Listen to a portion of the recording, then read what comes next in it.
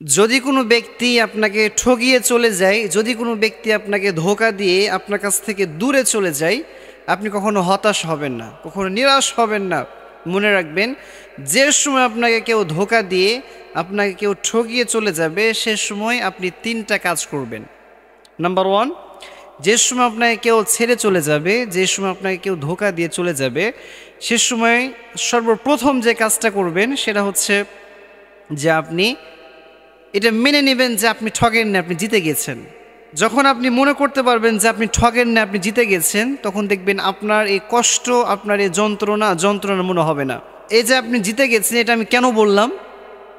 কারণ যে মানুষ একজন মানুষকে ছেড়ে চলে যায়, যে মানুষটা আরেকজন মানুষকে ঠগিয়ে চলে যায়, আরেকজন মানুষকে ধোঁকা দিয়ে চলে যায়, সে মানুষটা প্রকৃতপক্ষে কারো বন্ধু হওয়ার যোগ্য নয়, কারো জীবনসঙ্গী হওয়ার যোগ্য নয়।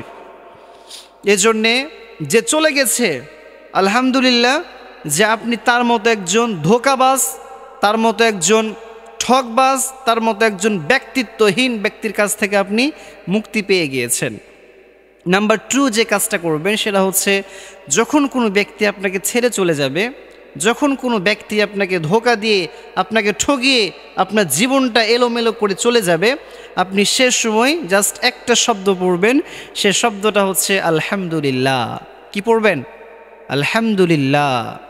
এই আলহামদুলিল্লাহ পড়বেন এই কারণে যে আল্লাহ, তোমার কাছে অনেক অনেক শুকরিয়া যে আমি এইরকম একজন ধোঁকাবাজ, আমি এইরকম একজন ঠকবাজ, আমি এইরকম একজন নষ্ট মানুষের জীবন থেকে বের হতে পেরেছি।